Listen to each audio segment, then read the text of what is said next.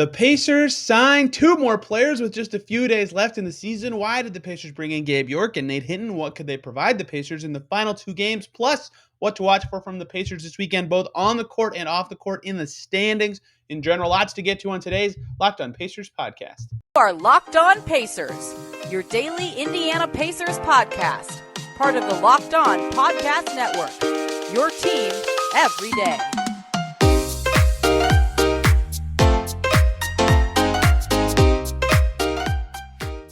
Welcome in to another edition of the Locked On Pacers podcast, where we, of course, talk about the Indiana Pacers as always. My name's Tony East. I cover the team for Forbes and the Westside Community News, and today, jam-packed last podcast during the regular season. Wow, I can't believe I'm saying that. Pacers officially announced all their signings from their transactions we covered yesterday, and they added two guys that we didn't really get to talk about yesterday, Nate Hinton and Gabe York, although if you listened to yesterday's show, I did mention both of their names as guys the Pacers could target with their two-way deals. Why did the Pacers sign them? What are they good at? Could they play this weekend? Do they have any sort of future impact on the Pacers? We'll talk about all that today, plus what to watch for the Pacers this weekend as they take on the Nets and the Sixers, both on the court. You know, who's playing, what fits are there. There's only two games left, but they could still matter for the Pacers with some long-term data collection going on. And off the court in the standings, what do the Cavs have going on? The Pacers really care about the Cavs. The Pacers really care about the Rockets. The Pacers really care about the Thunder and the Pistons. We'll talk about it all today on the show, but the big news coming today as the Pacers announced their swath of signings, it was confirmed that Dwayne Washington and Terry Taylor got their promotions. Kiefer Sykes was waived. And then the other part of that was two-way slots that were filled by the Pacers converting Dwayne Washington and Terry Taylor's deal were used. They were used to sign Gabe York and Nate Hinton. And if you listen to yesterday's show, those were the two names I predicted for that, mostly because they were the best two Mad Ants who weren't currently on the Pacers this year. Every good Mad Ant has been promoted at some point. Dwayne Washington never went back to the G League. Terry Taylor never went back. Kiefer Sykes got the call up, right? Every good Mad Ant. Justin Anderson got the call up, got poached by the Pacers. Hinton and York were the best two left who were two-way eligible. So it made sense why, to me, they would be the two guys the Pacers would scoop up. They're now on two-way contracts for the last 4 days of the season, potentially beyond. Still haven't gotten confirmation on if those are 2-year or 1-year two-way deals, but likely a non-factor anyway. Pacers could just waive them in the summer if they don't plan on keeping them long-term. So let's start with York because Hinton was on the Pacers earlier this season. We'll talk about that time a little bit here as well. But Gabe York, first contract signed in the NBA. Very cool. He was playing pretty well with the Mad Ants in December, and the Orlando Magic, tried to sign him to a hardship deal, but it kind of fell through. Some of those can fall through if either the player they're trying to sign ends up in health and safety protocols or just travel issues make it impossible, or there was a closer player available that night. Any number of reasons. I haven't actually asked Gabe York why, but he did not suit up for the Magic this year. So this is his first contract with an NBA team, which is super cool. Awesome for him. Who is he? What is his deal? He's been in the G League for a while now, about 5 years. Went to Arizona, actually played with TJ McConnell, which is pretty cool, at Arizona for 2 seasons, 2 Elite Eight runs with UA. They lost to Wisconsin, ironically, in both Elite Eights. But yeah, it's cool that he has that connection with McConnell. I'm curious if that will help him at all with getting acclimated. And really, the Mad Ants and the Pacers run a lot of the same sets, and half the Mad Ants, or the Pacers team right now, is former Mad Ants. So I'm assuming Gabe York will have no problem feeling acclimated, but that time spent with McConnell at UA can't help. But what is he good at? That's kind of the important part here. Why did they actually do this? Well, if you go to the G League stats page, and if you watch the Mad Ants, you can see how aggressive Gabe York is, and he's good at getting into the paint. He's a high scorer. He finished second in the G League in total points this regular season at 740. Only Purdue standout Carson Edwards scored more. And those two guys are now both in the NBA. So credit to those guys for having successful seasons. But Gabe York was an electric scorer this year. Took a lot of shots, but got into the paint very well. Very, very aggressive driver. Pretty shifty athleticism. Had some crazy scoring and shooting games from three. I think he had a 45-point game at one point this season. I think he hit 9 threes in a game for the Mad Ants at one point this season. It might have been 10. I can't remember the exact number, which is why I said I think. He's got a pure stroke and he's pretty athletic. And the scoring is his big thing. But he's also led the G League in steals, ironically. Total steals leader, second in steals per game. Who was second in total steals in the G League this season was Nate Hinton, ironically.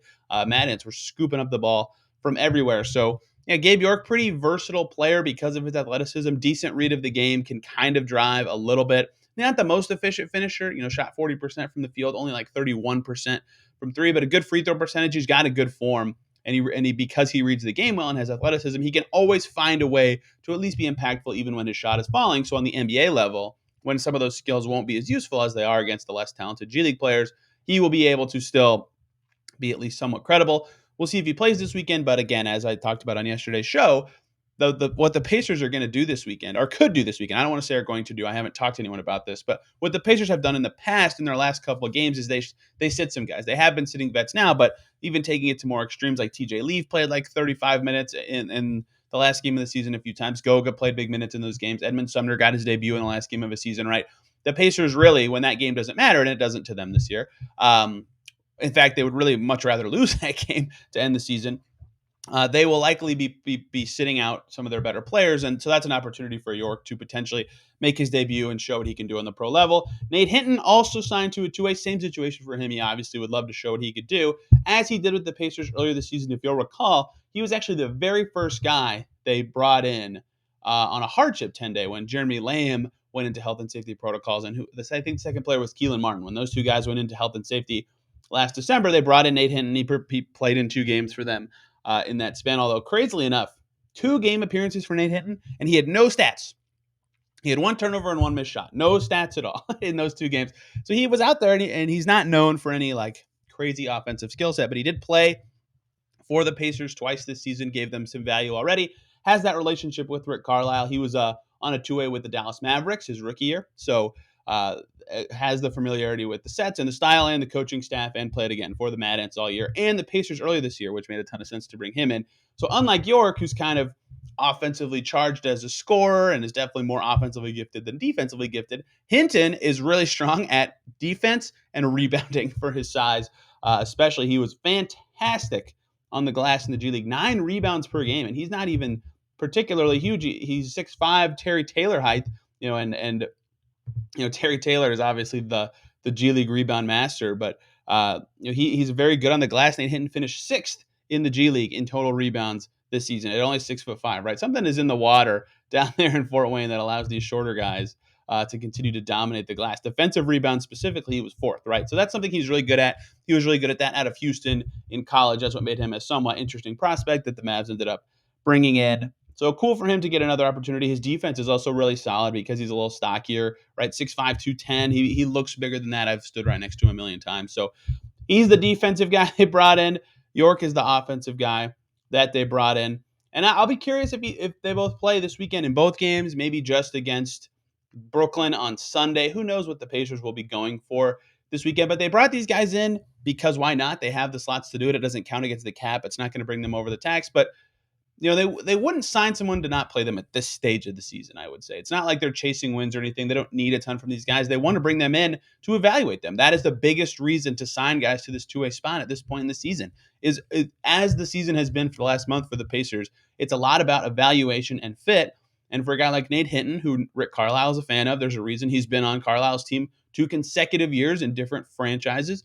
And Gabe York, who is very solid for the Mad Ants, and now Tom Hankins, an assistant coach for the Pacers, who's the Mad Ants head coach, can speak up to these guys and get them into the pro level. To see how they do these last 2 games could be huge for them if they want to get a 2-way next year. It could be huge for the Pacers to evaluate how good of players they are if they want to keep them within the organization, especially in Hinton's case, since Carlisle clearly has some sort of connection to him and talked him up when I asked him about him in the preseason and during the regular season as well. So it's unlikely that they're going to blow you away or anything. They haven't played in the NBA. Neither of them have played in the NBA. York never has, but Hinton hasn't even played an NBA game since, I don't know if he got in January, but since December. He did. January 5th was his last appearance in an NBA game. So unlikely to have a big impact or change the results dramatically of either Pacers game this weekend, but there is, I think, a pretty good chance they do play at least in some capacity. Maybe Halliburton plays in one of the games this weekend, but especially with it being a back-to-back, there's really no point of some of these guys.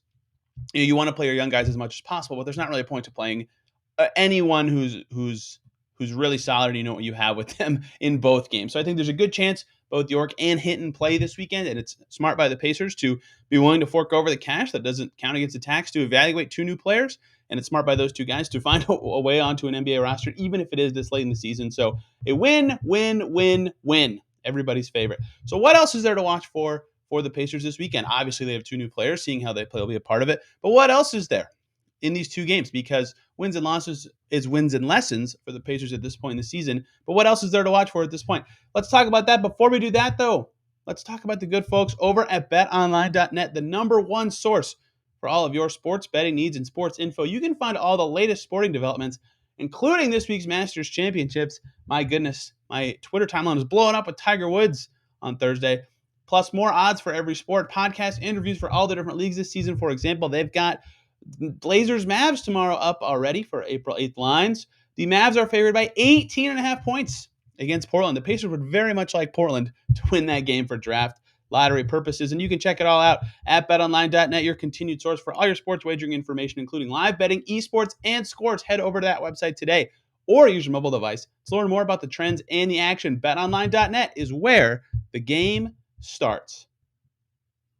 Thank you, as always, for making Locked On Pacers your first listen today and every single day. For your second listen, go check out Locked On Now to hear about all the games from our local experts around the NBA from last night, to see what's going on, who won, who lost, what it meant for the playoff hunt or for the tanking hunt this late in the year. What is there to watch for the Pacers this weekend? Look, admittedly, there's been a lot of evaluation going on for the Pacers the last couple months, but the last game of the season specifically, as the Pacers have shown in the past when they sit a lot of their guys, those games become a little less meaningful than ones leading up to it. But still, you can glean a lot from these games. It's more opportunities to see TJ McConnell. It's potentially an opportunity to see two more guys. It's potentially an opportunity to get more fit in there. There's something with Buddy Hield I want to mention. Will Malcolm Brogdon play? A lot of stuff to watch. Let's just get all into it. And the first one is something I've already said a few times, but obviously the new guys, Nate Hinton, Gabe York. Do they play? How do they look? How do they fit with other key Pacers? Can anything be taken away from their performance? It would probably take a lot for anyone to form a serious opinion of either of these guys, like a 10 for 10 shooting game or a monster defensive game or something. I don't think anyone's going to have that, but if either of those two guys impress, right, they can play maybe they're on the Pacers Summer League roster, maybe they're in camp next year, maybe they're willing to take a 2A next year, right? These things matter. So seeing how they play now that they're on the team is certainly something to monitor this weekend, if they even get in the games. And I imagine they will, with only 2 games left, that the Pacers are not necessarily interested in. They're trying to win every game with the resources available, but winning is not necessarily the most important things for the Pacers this weekend. I think the biggest thing to me this weekend is all going to be about TJ McConnell. He came back Tuesday.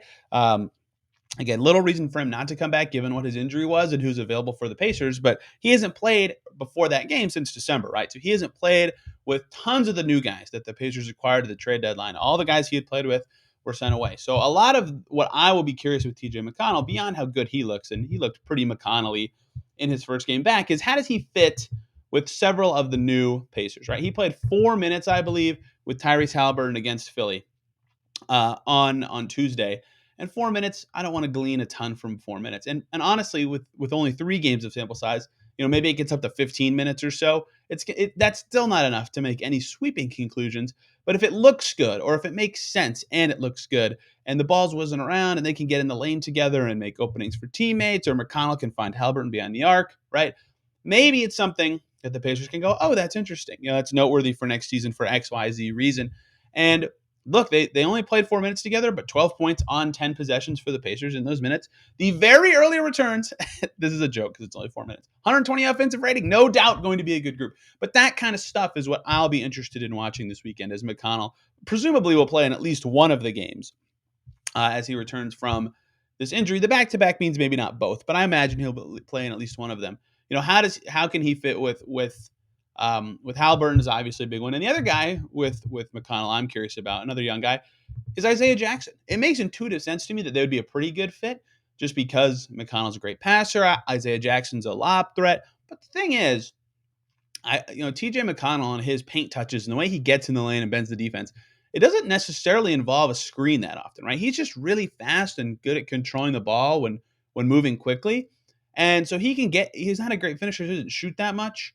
Or at least he's not a good finisher in traffic, so he doesn't shoot that much in the paint, but he can get there without a screen, which is good. But when you play with a guy like Isaiah Jackson, who is better around the rim or is going to be diving, sometimes the screen is better. So they haven't necessarily fit awesome this season, and they were on the team before the trade deadline, right? So they have played in more than one game together, but only 12 minutes so far, and the Pacers have a terrible, terrible offensive rating. 23 points on 28 possessions with those two on the floor. 82 offensive rating, again, astronomically small sample size.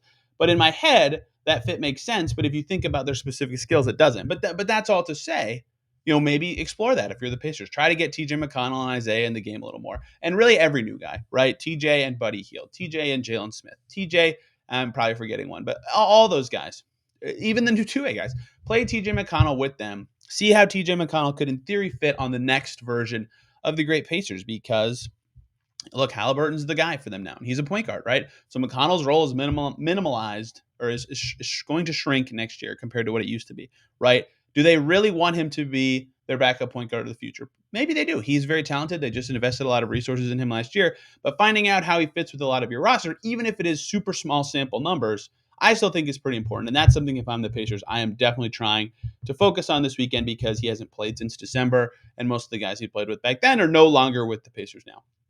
Time for a little bit of cap dorkery, something I'm watching this weekend. And this is a little bit of a joke, but it's also a little bit serious. The official numbers for Dwayne Washington and Terry Taylor's contracts came in from Bobby Marks, and they got a combined about $1.5 million for the rest of the season, which doesn't really matter. It means the Pacers are still shy of the tax, which is all that really matters. They weren't going to pay the tax anyway, and they know their bonus situation well, and those guys earn that money. But there's one Buddy Hield bonus, and I don't want to get into the exact specifics of what the lines are for him to get a bonus for. But if Buddy Hield gets his three-point percentage up above 40%, there is a chance he could hit another one of his bonuses. He's currently not even close to that. I think he's at about 34% for the season on his volume. That's still excellent. He takes very tough threes. 36.6% for the season. But he takes so many that getting up 3 extra percent is extremely challenging. I calculated it specifically. For Buddy Hield to get to 40% from deep, he would have to go 40 for 40 or better from deep this weekend. That's obviously not going to happen, but that's something to watch for. Does Buddy Hield go on a crazy 43-point in a row heater and get the Pacers into the luxury tax? That's obviously not going to happen, but I thought it was funny and worth mentioning today since the official numbers for Dwayne Washington and Terry Taylor, and by the way, on both of those guys, not relevant to the games this weekend, but 3-year deals came out of the MLE. Smart bit of business from the Pacers to get those guys for longer. Now they can be made restricted free agents at the end of their deals. There's full bird rights on them for the Pacers. That's obviously good. And for those two guys, they both got a little bit, about $1 million, a little over that in Terry Taylor's case, guaranteed money. They earned that for their play this season. That's not worth a full podcast segment to me, but I did want to explain that everybody won in that transaction. I think deadlines obviously sped things up and made it happen because they couldn't have waived Kiefer Sykes after Thursday, and Justin Anderson was off the team. But it was a win-win for everybody, so that was good stuff. And the last thing, beyond the serious McConnell stuff and the evaluating the new two-way guys, is what does Malcolm Brogdon do this weekend? Does he play? Because, look, we still haven't heard Carlisle rule him out. He even said, hey, yeah, he'll probably be questionable for the next game against the Sixers, right?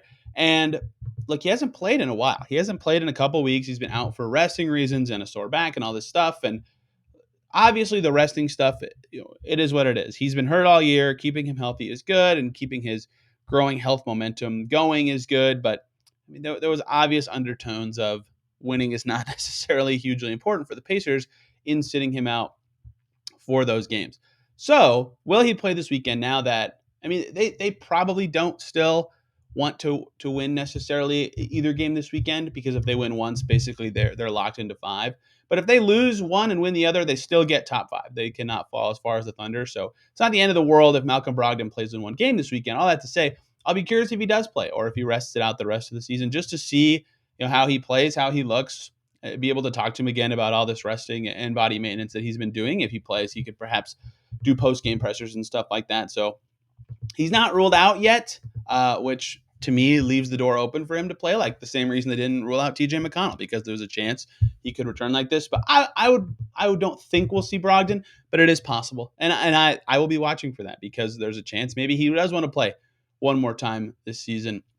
But again, the Pacers in their final game of most seasons do not play all their vets or their best players in an attempt to give more minutes to their younger guys. And if Brogdon is going to play this weekend, it would probably be in their first game. With it being a back-to-back, no chance he plays them both. So does Malcolm Brogdon play is the last thing I'm watching. We'll see how the Pacers look on the floor this weekend against two pretty solid teams who are still fighting for playoff seeding and will be playing all of their guys on any given night. So good opportunities for evaluation. And we will see who does and doesn't play and how the team looks. So now that's the on-the-court stuff for the Pacers, right? What am I going to be watching for in the games? What about not on the floor, off the floor, in the standings, all in the standings?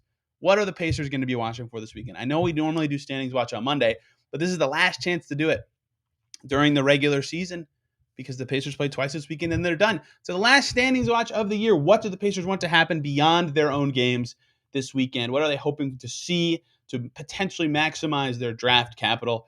Let's talk about all that. Before we do that, though, I got to tell you guys about the great folks over at Built Bar, who I talk about so much on Locked On Pacers because I genuinely love the product. They are 100% covered in chocolate, delicious protein bars. And the reason they're so good is that they are actually delicious. They taste like a candy bar. And I've tried a bunch of protein bars in the stores. I can't name their brand specifically here, but they're either way too crunchy or kind of chalky and rubbery, or they have like weird stuff in them that doesn't necessarily make them taste good. It's just random additives.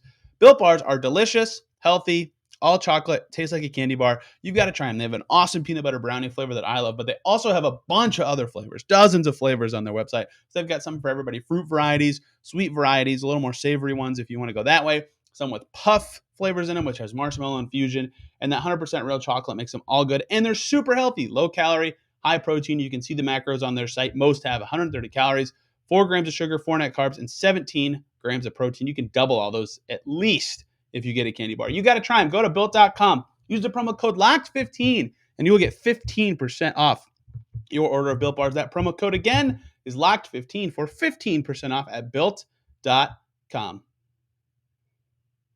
Thank you, as always, for making Locked On Pacers your first listen today and every single day. For your second listen, go check out Locked On NBA to hear about the latest and greatest action from around the league last night and any transactions or news that you need to know. What do the Pacers care about this weekend beyond their own play on the court? There's still a lot in flux for the Pacers, who own the Rockets' second-round pick and potentially own the Cavs' first-round pick. They'll at least have play-in implications, and the Pacers' own seed in the inverse standings is not settled. So there is a lot to watch for this weekend. First up, let's just do the Pacers. They have 25 wins right now. The sixth, that is fifth worst record in the league. The sixth worst record, and I'll refer to this as inverse standings from now on. Sixth in the inverse standings is Portland, who has 27 wins and is playing right now against the New Orleans Pelicans. They're, spoiler alert, not going to win that game.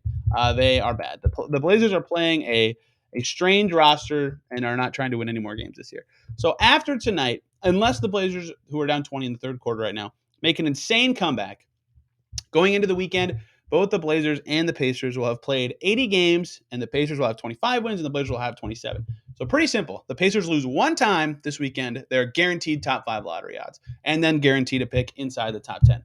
Or if the Blazers win once. If the Pacers win twice and the Blazers lose twice, it seems very unlikely that happens, then there'd be a coin flip for the 6th lottery odds. So that is the Pacers' move down situation. Their move up situation, Detroit has played 80 games. They have 23 wins. They're currently third worst in the inverse standings. If they win both of their games and the Pacers lose both, in theory, the Pacers could catch them. Detroit plays Milwaukee, who is fighting for top 2 or 3 seeding, on Friday. And Philly plays Detroit on Sunday, the day after the Pacers play them. Philly also potentially fighting for seeding. I find it very hard to believe the Pistons will win both of those games, so I doubt the Pacers can get to top 3. OKC, on the other hand, has also played 80 games. They have won 24. They are 4th in the inverse standings. They have 2 more games against the Lakers and the Clippers. The Clippers guaranteed to be the 8th seed. The Lakers out of the plan, don't care anymore, sitting LeBron James, Anthony Davis, and Russell Westbrook against OKC. There's a chance OKC could win one of those games. And then the Pacers, if they lose both, could be top 4 or tied for 4th in lottery odds. And then a coin flip would settle who finishes above the other team. But they split the lottery odds. It would actually help the Pacers have a higher chance of jumping up. That is probably the biggest thing in staring at the Pacers this weekend. If they lose twice, there's at least a chance they could get to tied for 4th in the inverse standings with the Thunder. Although the Thunder have been just signing guys left and right and starting them that night to try to get these losses, and I'm sure they will do everything they can to stay under the Lakers and Clippers this weekend. So catching Detroit for 3rd, very unlikely for the Pacers. Falling to 6th, unlikely. There is a chance if the Pacers are able to lose both that they could get to 4th. But even if the Pacers win once, I think they end up 5th. I think that's the most likely outcome anyway. So that would not be the end of the world at this stage in time. Let's move on to the other picks. What are the Cavs up to? The Cavs are struggling. The Cleveland Cavaliers are 10-16 since they acquired Caris LeVert. from the Pacers are now firmly entrenched in the play-in, 3-7 in their last 10 games, still 7th in the East, but only one win ahead of the Brooklyn Nets, one win ahead of the Atlanta Hawks. All three of those teams have played 80 games. The Hornets are currently playing the Magic in their 80th game. If they win, they will be 40-40, and they are smoking the Orlando Magic right now. So it's looking like that the Cavs will need to win at least once to probably get in the 7-8 game. Maybe twice, because the Hawks and Nets are right on the Cavs trail, and they could both get to 44 wins, whereas the Cavs are at 43. So the Cavs, the Pacers would really like to see them win once. They'd also really like to see the Hawks lose once. The Cavs play, amazingly, Friday night in Brooklyn. Cavs-Nets. Huge game. Humongous game for the Pacers. If the Cavs win that game, they're guaranteed to finish ahead of the Nets in the standings. And that means that at worst they could be ninth, although they'd be they're guaranteed to finish ahead of the Hornets anyway, who can only get to 42 wins. So beating the Nets would get the Cavs into the 7-8 spot in the standings, right? That is a huge game for the Pacers. They would very, very much like to see the Cavs beat the Nets. And then the Cavs' final game is against the Bucks on Sunday. So if you're a Pacers fan, you're really hoping the Bucks seed is settled before Sunday so that they are not trying in that game, and the Cavs could then, in turn, be playing against a team resting their starters so that they could get a win. Because if the Cavs win once, I still think it's very likely they get into 7-8. If they lose both of the remaining games, it is pretty damn possible that the Nets, who play the Cavs and then the Pacers on Sunday, and the Hawks, who play the Rockets and the Heat, could, in theory, win both of their games. Now, a good thing for the Pacers is the Heat have not locked up the number one seed just yet. They're very close to doing it. The Celtics are right on their tail. So the Heat will probably be trying Friday against the Hawks. If the Heat beat the Hawks, that's really good for the Cavs and, in turn, the Pacers as well. So there's a lot of games that the Pacers still care about this weekend for the Cavs. But if you're a Pacers fan, you are rooting for Friday night Heat win and Cavs win, and then you're hoping Saturday all the rest of the seeds settle so that the Cavs can make sure they get into that 7-8 game. The Hornets unlikely to be a threat, but it is possible because they are currently beating the Orlando Magic, and then they play at Chicago, whose seed is almost settled, and then they play the Washington Wizards the last day of the season. Perhaps Chicago could go for that 46th win and try to get the 5 seed and could beat the Hornets and then push them down for sure. So I think in my head, this could not end up being the case. But in my head, one win from the Cavs is probably enough to get them 2 lives in the play-in tournament, which the Pacers are really hoping for. It's not as important if they're home or away, although home would be better for both games. But having the Cavs in the 7-8 game is what the Pacers want. So that's something to watch off the court this weekend if you're a Pacers fan. Can the Cavs get one win, or do the Nets and Hawks really stumble? And an interesting thing to think about here is Pacers Nets is on Sunday, the final game of the season for the Pacers. Let's say the Pacers lose on Saturday, so they're guaranteed top 5 lottery odds, right? If the Thunder win, maybe the Pacers would really like to lose, right? Because then they could, in theory, get under the Thunder. If the Thunder also lose, maybe the Pacers say, hey, let's try to beat the Nets and help the Cavs out here, because that's a way we could get them in the 7-8 game and increase our chances of getting a pick from them. It'll be really interesting to evaluate those decisions from a Pacers perspective. But obviously their own pick, the much stronger one, is the one they would like to be the best. But it's not the worst thing in the world if they do end up beating Brooklyn. So a really interesting logic puzzle there for the Pacers. We already talked about Detroit and OKC. That was my next note here. So the last one is the Houston Rockets. The Pacers got their second-round pick from Houston in that carousel trade. That one's guaranteed to come over. No protections involved. The Rockets, currently worst record in the league. Great news for the Pacers. If the Rockets finish with the worst record in the league, that pick will be 31st, which is as good as it could possibly be. Now, the Rockets' peak wins is 22, and the Detroit Pistons, with the third worst record in the league, already have 23 wins. So the worst that pick can even get is 32, which is still really good. But obviously, 31 is better than 32. So the other team the Pacers care about, beyond the Rockets, is the Orlando Magic, who are currently, just lost to the Charlotte Hornets and are now 21-60. They play one more game. The Magic's final game is against the Miami Heat on Sunday. The Rockets play at Toronto on Friday and then home for the Hawks on Sunday. So the Pacers wouldn't mind if the Rockets beat the Hawks for first-round pick reasons, but then the second-round pick could get a little worse. So honestly, the best case for the Pacers is the Magic beat the Heat on Sunday and the Rockets beat the Hawks but lose to the Raptors. But that's a lot of complicated stuff. All this just to say, the Pacers, if the Rockets lose out, the Pacers get the best pick in the second round, which has to be pretty appealing for the Pacers. They'll be rooting against the Hawks, and because there's so many dominoes, and because there's a lot of teams that play each other, right? Cavs still play the Nets. Hawks still play the Rockets. Pacers still play the Nets, right? A lot of these overlapping goals for the Pacers means there'll be a couple like win-win, I put air quotes up there, games. But the Pacers really just lose once, and it'll get a lot more obvious what needs to happen, a lot more secure what the situations will be. So that's what's at stake for the Pacers this weekend on the court and off the court. Hope this all made sense, and hope you guys enjoy the final weekend of Pacers basketball. You know we will here at Locked On Pacers. Monday, we'll, of course, break down the final two Pacers games, what we learned about the team. And then it's time to pivot to the offseason. We'll do a little bit of post-mortem stuff, what went wrong for this horrible Pacers season. And after that, it's time to evaluate the offseason, evaluate what happened to this team, and move into draft content, what everybody has been waiting for. So lots of fun stuff coming here on the Locked On Pacers podcast. Hope everybody had a great week, and we will see you Monday.